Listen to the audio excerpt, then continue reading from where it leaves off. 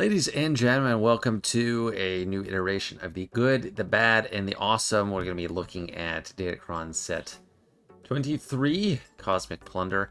I'm going to be trying it a little different today. I am just in the game. I'm going to be commenting on everything in just the game UI because I'm a little busy, got a bunch of things going on. I don't have as much time as I normally would to make a whole presentation and go through it visually. I hope that's not a big deal.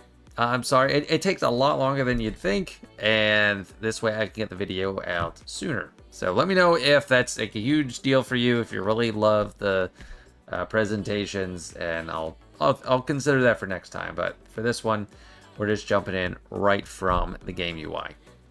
So starting out with the stats, then we'll go through alignment, abilities, faction, and characters. I think there's two awesome stats here, health and protection. They're good amounts throughout. I mean, not amazing on the level 1 and 2, but the level 7 to 8 bonuses are great. And those are the stats every single character can use. There's rare exceptions where they don't really use it, like B1 or something. But for the most part, every character is taking hits. They need survivability, and it's just an evergreen stat. This is very light on offensive stats. Crit damage is the only real important one. So I'm gonna put that. I would put that in the good category, and tenacity as well. And crit avoidance, I would also put in the good category. The only offensive one really is the crit damage. And the bad category, as I typically do, I would put crit chance and health steal. They're just not that impactful. Crit chance, a lot of the damage dealers in relics, which you need relics for Datacrons, they're already nearing 100% crit chance, so it's pretty useless. Health steal only comes into play when you're down below full health, so you've lost all your protection, and except for a few cases like Rey or Lord Vader, Galactic Legends that can afford to go down into their health or only have health, it's not really valuable. But the amounts are trash. 5 to 10% on level 1 and 2, 10 to 20% on 4 and 5, 20 to 30 on 70. It's disgustingly bad. In set 1, the first Datacron set, they had health steal gone wild. You get like 700% health steal. It was insane. But yeah, health steal, pretty bad. So that's stats. Next up, we got alignment. And once again, light side abilities are trashing dark side abilities. We have two awesome light side abilities and not so much on the dark side. So the best ones, we'll just get right to it. 25% turn meter starting the battle. That's nice. It's not what it used to be. It's not... This game is not all about turn meter, not all about speed first turn anymore. It's a lot about survivability. So I think the best one is this. The first time each light side ally reaches 75, 50%, and 25% health, they get 50% protection up. So this is what's on the Datacron right now. Very good for survivability. It's like plus 150% health in some ways, because protection up is based on your health, so you get that in 3 tranches. If they could skip, they could go from 100% health down to 25, under 25%, and I think you would probably only get one of these. I think that's how it works, but still the very best. This one's terrible. Recover 2% health when you critically hit an enemy. Terrible. Chance to dispel debuffs on yourself. Way too low a chance. Pretty bad. And this one could be okay. When a light side allies inflict a debuff on an enemy, they deal damage equal to 2% of that enemy's max health. That's great for Leia for charging ults. If you have a heavy debuff team like Old Bad Batch, and you're in a lower league where you could still use Old Bad Batch, that's pretty decent. Like my Gotenks camp might like this if I had all relics on Bad Batch, but mainly the protection up and then the turn meter for a select few teams that really need it. And dark side, the redheaded stepchild of the alignments for the past several Datacron sets. The only one that has real potential in my mind is this one. Whenever dark side allies inflict at least 4 debuffs in a turn, they have a 10% chance of stacking to reduce their cooldowns by 1 for each debuff they inflicted. So if you do like 10 debuffs, that should be a 100% chance to reduce the cooldowns by 10, I think. This is amazing on Lord Vader. This is one of the first real Lord Vader spam crons that we had in one of the early sets. I mean, take it to the bank. Any team with lots of debuffs at once, the Lord Vader does like 15 debuffs or something on his AoE. He could potentially do the AoE almost every turn. I think sometimes it doesn't trigger that, but almost every turn. And just any really debuff heavy team, that's going to be good. But it's not for absolutely every team. And none of these are super big keepers. If Darkside allies are dispelled, at the end of that turn they get potency up, tenacity up. That's okay in general. Tenacity up is nice. We got this accuracy up, evasion down thing. Unless it's like a super dodgy team, like a jacked up Ezra under Rey. It's not really going to help. 3% health protection for granting a buff. That's also bad. It's kind of whatever. And then extra potency for each enemy with fewer than 4 debuffs. I'd say all of them are bad. This one is okay. I mean, I would label it as good, but not very good for Darkside. Mainly focus on the stats and faction mechanics. For factions, we have 4 Resistance, Inquisitors, Nightsisters, Ewoks. So Resistance and Ewoks are the light side, Inquisitors and Nightsisters are the dark side. Pretty clear in this instance.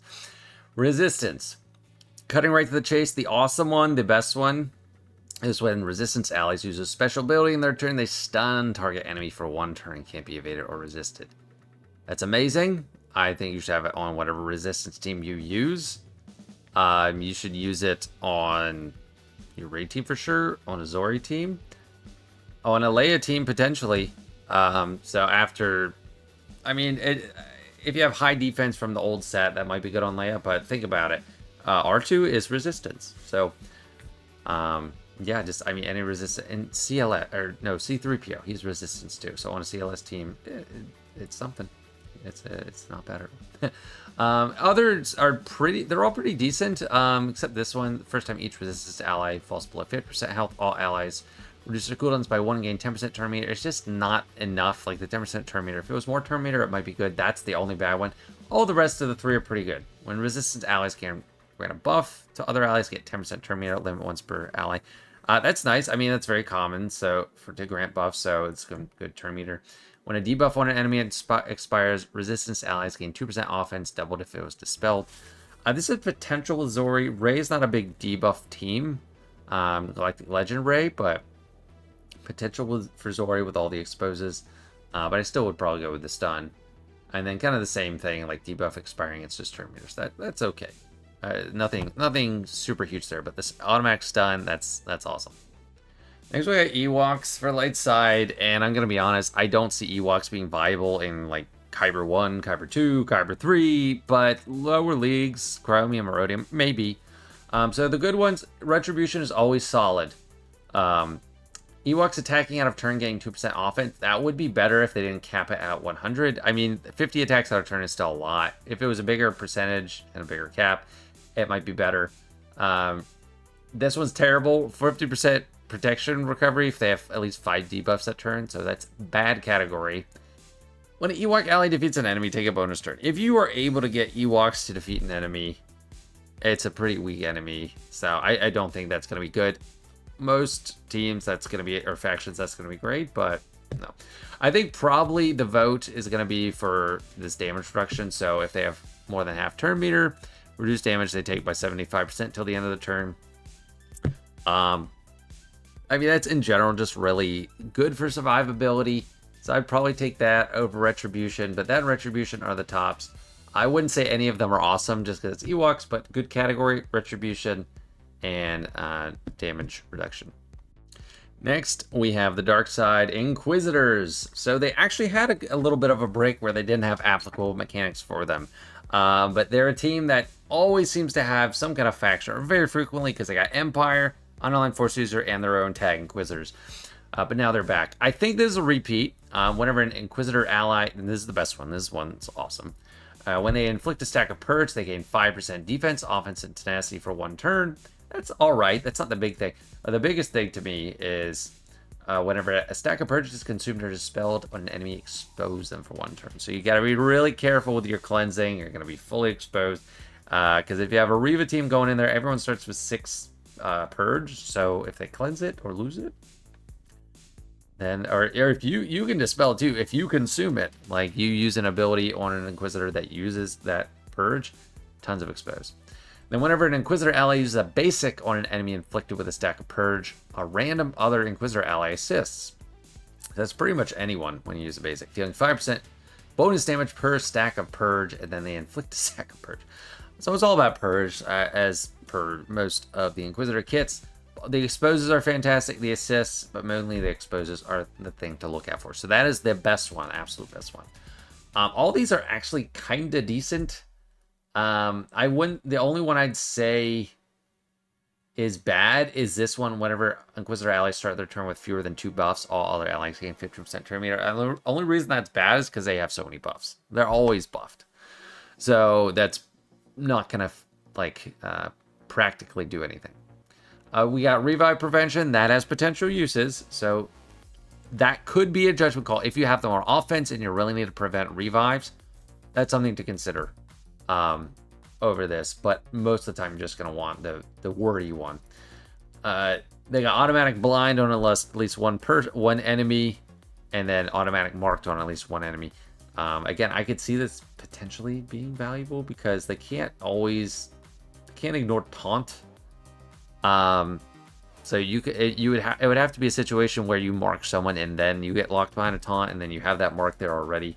For the vast majority of cases, I'd say go with the wordy one for Inquisitors. Last faction is Nightsisters, and none of these are anything to write home about. There's none that are awesome. There's barely any that we consider good. So this one is actually probably good for the Talzin team. It is not good for Great Mothers, because that is not about revives. Morgan Elsbeth puts the kibosh on that. Whenever Nightsister allies are revived, they gain protection over time 25% for 2 turns and 25% turn meter, and reduce their cooldowns by 1. So if you're reviving all the time, that is valuable. Otherwise, trash. At the start of each Nightsister ally's turn, if they have not taken damage since the last turn, they get offensive crit chance up for 1 turn. That's bad. That's too conditional. If there's one AoE, the whole team, they're not going to actually get this. This one is probably the best one for Great Mothers, I think. At the start of their first turn... Oh, the start of their first turn. Is that a new addition? Nightsister allies gain offense equal to 400% of the current defense until the end of the battle. Then they lose 50% defense. So that'll be good for your Night Trooper, your Death Trooper, your even Great Mothers, potentially, and your Nightsister Spirit. Even Morgan Elspeth isn't going to love that, but more damage, hit him fast and furious. It's going to be great. Although I don't know. You might still want a good defense Kron from the old set over this. Just depends. Whenever Nightsister allies stun an enemy, they can speed up on offense up for 2 turns and inflict expose for 2 turns until 2 turns at the end of that turn. The stunning, I mean, it's not that frequent. It's more frequent on a Talzin team, but that team's not super great anyway. Then when Nightsister allies attack out of turn, they have a 25% chance to reduce 10% turn meter from the target. This would be better if it was a higher percent chance to actually trigger it and a higher amount of turn meter, but as it stands, it's pretty bad. So the only one I'd say is it unqualified, like in all situations, good, like the decent category, it's the defense to offense. That's not amazing though. That's not anything incredible. It's just all right. All right, now for the character level 9 abilities. I'll be going through them by faction just like I normally would. I do have some low tech graphic demonstrations that we're going to try out. So Resistance Pilot. I'm going to say this one is breaking bad. This is highest, so this is bad. This means it's bad. Resistance Pilot gains 50% turn meter when other allies use a special on their turn. Who cares? Who cares what Resistance Pilot is doing? You don't care that she's taking a turn. Jedi Training Rey. This one is good. Whenever Rey Jedi Training gains Foresight, also gain 20% turn meter protection up. It's decent. It's not amazing, but it's okay. So you have her, if you have her on a Jedi Galactic Legend Rey team, you're not missing out too much. It's all right.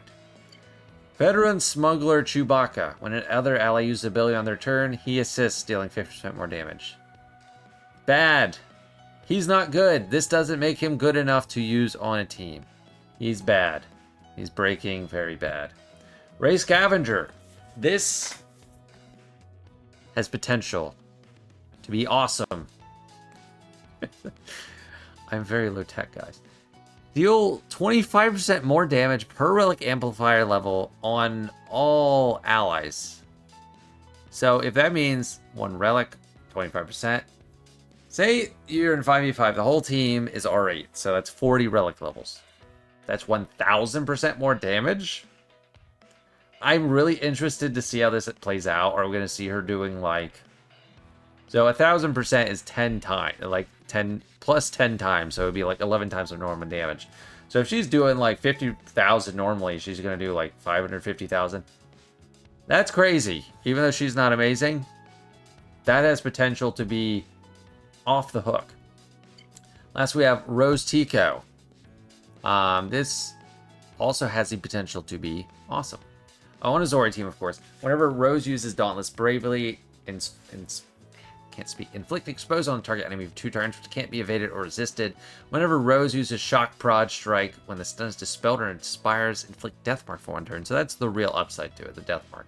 Can't be evaded or resisted. When she uses a basic on an enemy with exposed, dispel buffs on an enemy and debuffs on herself, recover 100% protection, gain 5% crit damage. So the big thing is the Death Mark. So it's not going to be a game-breaking Kyber 1 Kron, but I think it's really good. It can really help out that team. So that's the resistance stuff. Highest potential, though, is definitely Ray Scavenger.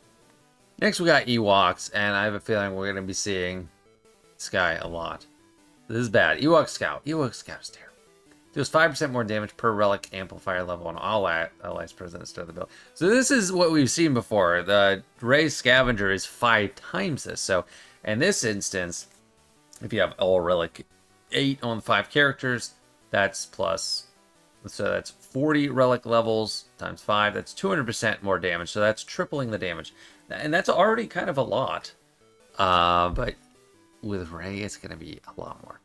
But Ewok Scout, not good enough to make it worth it. Chief Chirpa. This is exactly what the Barris Kron is right now. First time he's defeated, if there's at least one other active ally, revive all other defeated allies. Other allies recover 100% health and protection, gain 100% turn meter, 100% offense till the end of the battle. That's actually good. I'm not going to say it's awesome.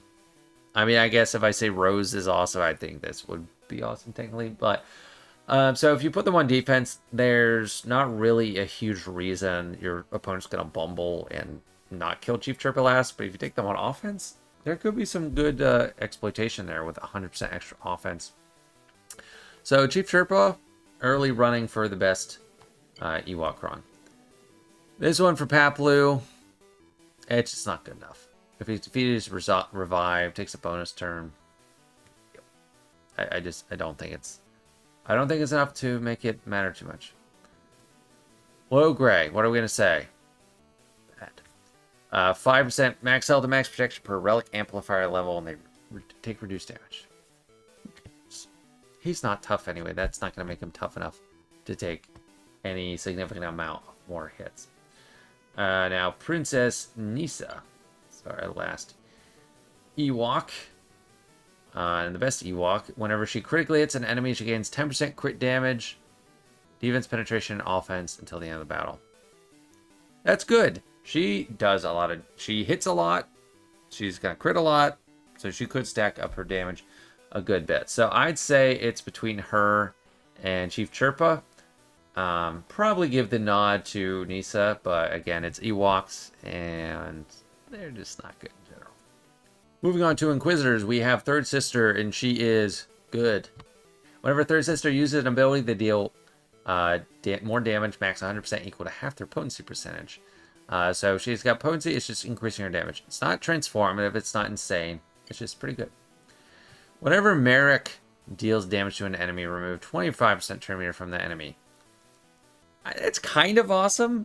He attacks a lot on the Balin team, so I think this is actually really high potential on a team that's already good. Now, if you're fighting like JMK, that doesn't matter, but they already kind of trounced JMK anyway. But I think that's very good value. I think it's definitely worth going for if you have Balin Skull. However, the real awesome Inquisitor Kron is Nightsister. This is a repeat. We've had it before. At the start of the encounter, Inquisitor allies have plus 200% max health. All of them. Plus 200% max health. Amazing. They're immune to ability block. Also amazing. Nightsister deals 20% bonus true damage based on her max health with her basic ability if the target enemy is afflicted with the purge. That's nice, but that's not the most impactful thing. If an enemy has 6 stacks of purge when Nightsister is defeated for the first time, she consumes all stacks of purge from a random enemy with 6 stacks of purge, recovers 100% max health and protection, and removes 50% turn meter from all enemies. So I think this means to say the first time she would be defeated, because it doesn't say she revives. So this will be, I think, functionally more like a Revan Savior mechanic, where if you insta-kill, it's not going to happen. But if she takes enough damage to go down to 0, she'll recover and not die. That's the way I think it works. This is worth putting on your third sister team. This is going to be the one to use. In 5v5, you put it with third sister. Even 3v3, it might be worth it to do Reva, Grand Inquisitor, and Nightsister. But yeah, I'd take out like 5th or something, because 8th brother is really good for damage, and then you got your healer and stuff, so that's the one. That's the one to beat. It's great. Second sister. Bad. When an enemy is inflicted with a debuff, second sister gains 5% offense until they're defeated. Big whoop. We don't use her. She's not good. This doesn't make her good enough to use. Next. She is not good. Grand Inquisitor. Grand Inquisitor, you would think, has an argument to be pretty good. It's okay. I mean, it's good. I mean, if he inflicts a debuff, he recovers 25% of his max health, max protection. He's going to be pretty topped off, at least if you use this, over Nightsister, by far the winner for the Inquisitors. And last but not least, or potentially least, I don't know, we got Nightsister starting with Talia. Bad. First time she falls below 30% health, dispels all debuffs on themselves, recovers 40% health, and gains a bonus turn. Big freaking whoop. You get from 20% health to 60% health, you take a bonus turn, and at the end of the day, you're still Talia. So, not good. Next, what is it? Nightsister, we're all the way down here. Old Daka. First time she goes below 100% health, recover 100% health and protection, gain 100% turn meter. It's okay. I mean, she already gains turn meter for other allies going below full health. It's just, you know, a bit of a mechanic to keep her alive. It's not transformative. I don't say go out of your way for it. It's not that amazing. Nightsister Acolyte. When she deals damages an enemy with a special ability that doesn't have armor shred, inflict armor shred for the rest of the battle. I'm gonna say this is good. This isn't like the Initiate Datacron. The Initiate Datacron that happened in like, is it 3 or something, was just Initiate had like solo GLs. It was like a better version of the Sidious Cron. This is good. Inflicting armor shred and expose on enemies that already have armor shred and protection up. It's still a really bad character. This doesn't transform her enough for it to be worth it. But that said, throw her on a Great Mother's team. Maybe that actually is good enough to help. Mother Talzin. I'd say it's good. Whenever she uses a basic ability on their turn, other allies gain 25% turn meter. Her basic is already kind of compelling enough, because if you hit Plague, it's going to be kind of an AoE. So it's, you know, it's decent. In a lower league, I think that's somewhat worthwhile. Night Trooper. You know, despite all the wordiness, I'm gonna say good. I mean, I might need to rethink my Rose Tico rating. But it's mainly just about adding extra blight, which is good with Night Trooper's kit, but it's deceptively long for what it does. So they gain 75% potency and 25 speed. Okay, that's decent. Whenever an enemy is inflicted with a stack of blight, they inflict another stack. So it's locked, just like all blight. So it's just double blight when they are inflicted with blight. When an enemy that already has a blight is inflicted with a stack of blight by an ally, inflict blight. I'm getting tired of saying the word blight. On another random enemy that doesn't have it, it's locked. This clause here is a standard clause for blight, so that makes it longer. Whenever they use Shambling Shot, they gain an additional 3 stacks of blight. Yeah, which can't be like it's repeating this the whole time, but that's why it's so long. But it's when an ally or enemy gains or is inflicted with blight, Night Trooper recovers 20% health, 25% offense per stack for 2 turns. So that's potentially actually the best part. So that could make it awesome. I didn't fully digest it. So this part right here, that alone is awesome. That's going to be a lot of offense because you're doing a lot of blight. In general, it's like recovery health, whatever. It's probably not going to be under full health, recovery health anyway. But that offense for 2 turns could really stack up. So you could see that doing a lot of damage. So I will upgrade for just this clause to awesome. And however, I am going to demote Rose Tico's rating to good. I don't think she's transformative enough to be crazy in like Kyber 1, which is kind of what I think of for the awesome category, like clear value in Kyber 1. But it's kind of borderline, so just take that for what it's worth. So what are the reroll priorities on this set? I would say the biggest reroll priority for me is getting good light side ones. You got time on that because the last set also had really good light side level 3. I would then go for a few specific faction ones. So there's a second priority, the stun on resistance, the big one on Inquisitors, Nightsisters, and Ewoks, kind of whatever. So that's why it's a lower priority. Stats is kind of tied second priority. So you want to roll away from crit chance, health steal, try to get health and protection. I mean, really against away from anything. I mean, crit avoidance is kind of nice, but it's just low amounts you have.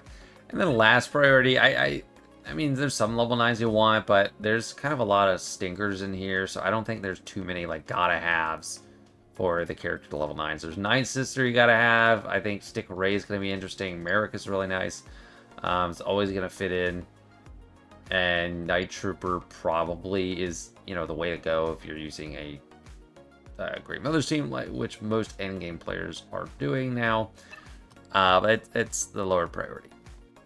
And now we move on to the focused Datacron segment, and I kind of breathed a little sigh of relief. With this set, it is not as intense as the last set. There are some real big value points in it, but there's no Darkside Ray or Hodocron equivalent. It is no insanely broken stuff. So what are the bad ones? Who's going to get highest? I'm saying potentially... I forgot to put myself there. Potentially the Darth Vader one's the worst, although I don't fully understand it. Some things, if it's the way it is written explicitly, it would be awesome. But I feel like that can't be the case. So let's start with the Darth Vader ability. It's forcing you to use a kind of weird comp. This is like an Empire Strikes Back, Hoth team, kind of. I mean, I don't know. I think Pierre was there. I forget. So you want Darth Vader with all these characters: Admiral, Piet, Veer, Stark, Stormtrooper. At the start of the battle, if the only active allies he has consist of them, so like in 5v5, it's all of them. 3v3, or you could have probably undersized, leave one out. 3v3, any of those.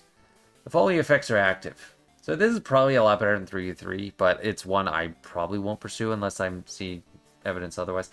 Darth Vader can't be defeated. That's the big thing. Whenever an ally is defeated, Darth Vader dispels all debuffs on himself, resets all cooldowns, takes a bonus turn. So he's not in danger. First turn, someone dies, he takes a bonus turn. He's gonna do Merciless Massacre.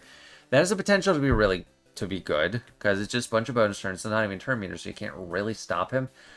But if he can't be it doesn't even have an end clause for it. So I have to think that like once everyone else is defeated, he can die. I have to think of it like that. Otherwise, it's just you know auto hold. Like if he can't be defeated, then if you put him on defense, you could kill the whole team, leave him. You lose because you can't kill him, and then the next turn you actually beat him. I feel like it can't be like that, so I'm not a big fan of it. All the rest of these abilities are kind of eh. Whenever an ally takes a bonus turn, all allies recover 20%.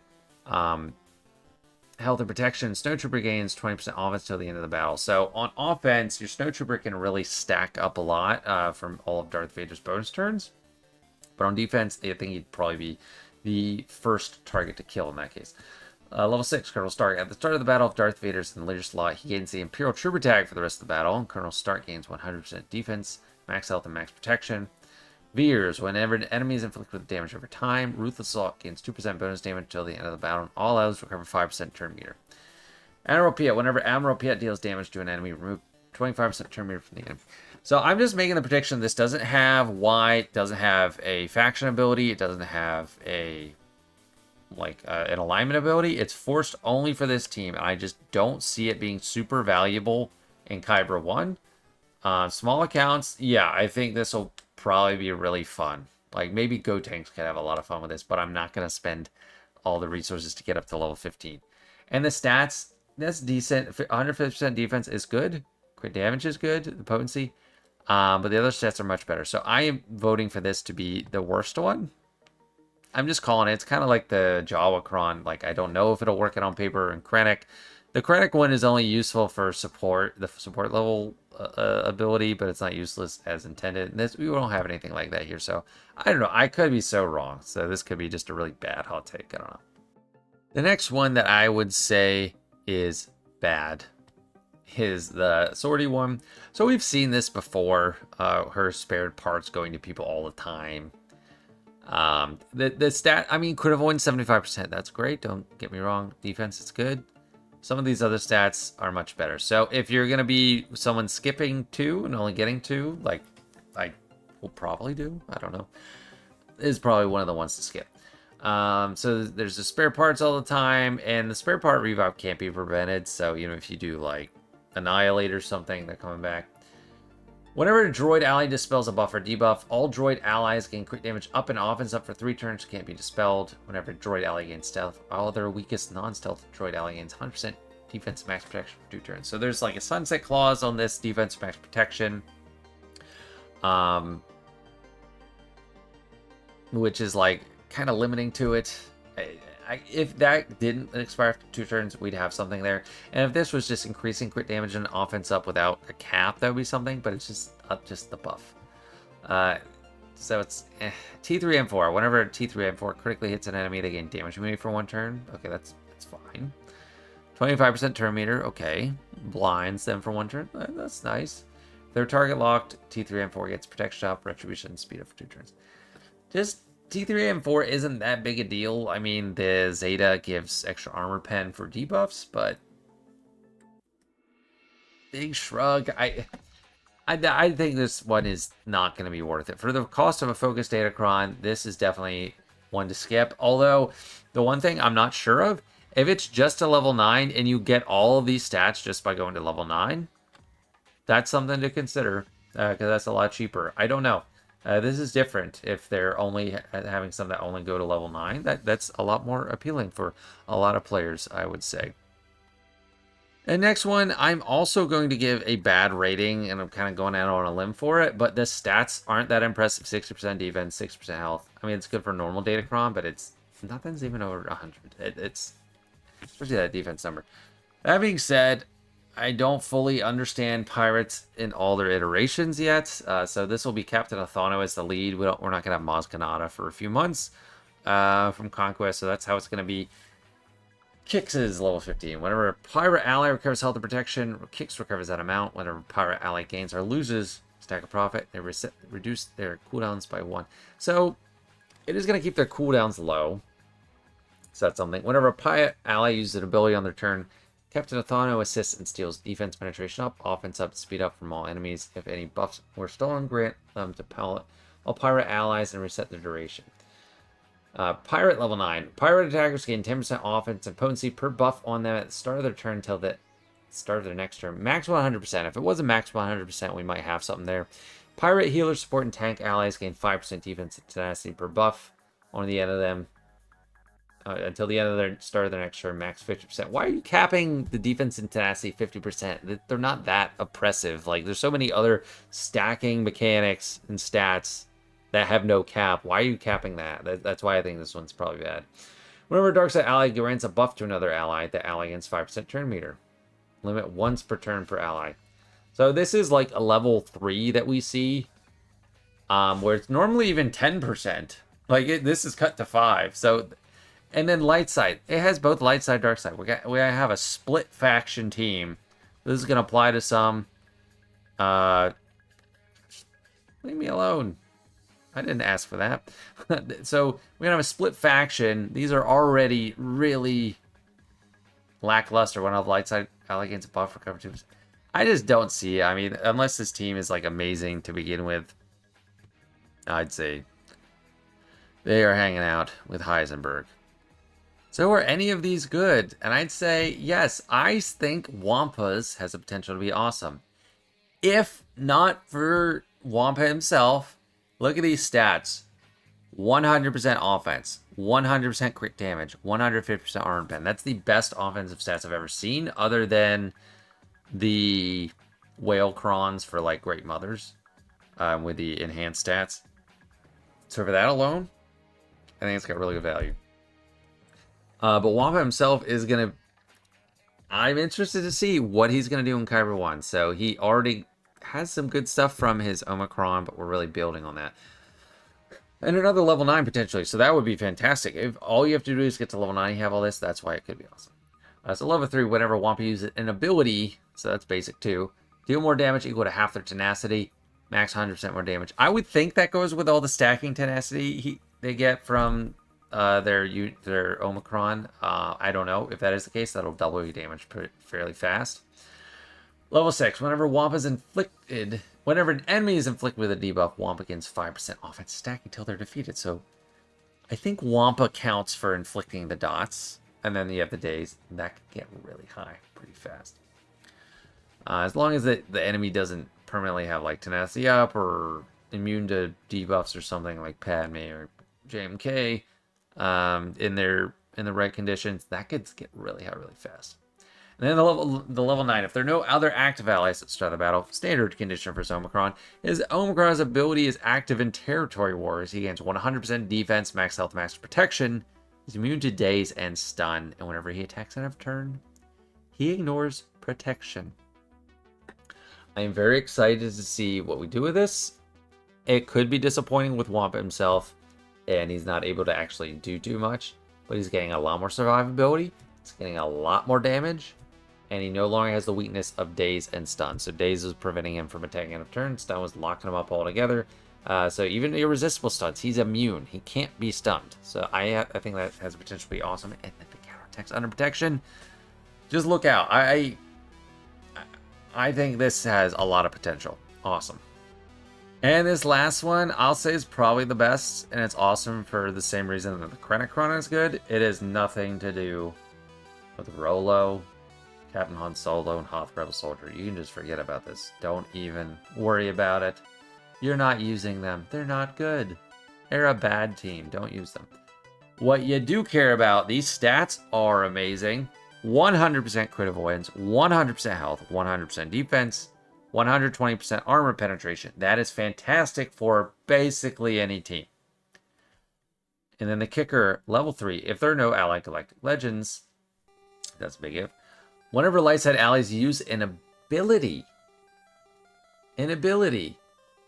this has to be written in precisely, because when they use an ability, all other buffed allies assist once per turn. So that should be when they use an ability on their turn. Well, I guess it doesn't matter. So once per turn. So even if you were calling someone to assist, if the limit's once per turn, everyone's going to assist anyway, regardless of whether that character used their basic outside their turn. So I guess it doesn't really truly matter. So they didn't have to write that in. But if anyone takes a turn, use a basic, everyone's assisting. All buffed allies. I mean, you need to have buffs, so you could pick the right team. There's plenty of light side teams most light side teams have buffs on them all the time. So that's what's amazing about it. The max stats, the level 3. That's pretty. So you can get this to level 14 and you're fine. But just to be thorough, I mean, Rebel, it's going to be nice too. Whenever Rebel ally attacks out of turn, they dispel all debuffs on themselves. That's nice. I mean, a CLS team, maybe a Radis team, or I don't know, Saul, when his Datacron is gone, could be quite valuable. But the Rebel Soldier, increased survivability. This is one of the worst characters in the whole game. Captain Solo, if an ally is defeated, takes the opponent's turn. His cooldowns are reset. Just kill him first if he's on defense. If you're on offense. And Rolo assisting whenever anyone does it. It's just don't you forget about this stuff. Get it to level 14 if you're gonna get it. You got great stats, good level 3. That's what the value is. So it's a weird. It's not the second group of focused Datacrons. We don't have a Dark Side Ray. We don't have a Hodacron. Wampa, Rolo. At the very least, their stats are gonna have widespread effect. But these are the ones I'm more interested in. I could be very wrong about Darth Vader. This could be just such a hot take, but I'm going to have to see it to believe it. And forgive me if I'm wrong about it. And that's going to be it for this one. It's been going on quite a while. I hope you enjoyed. I hope this format's fine. So share your thoughts down below. And thank you very much.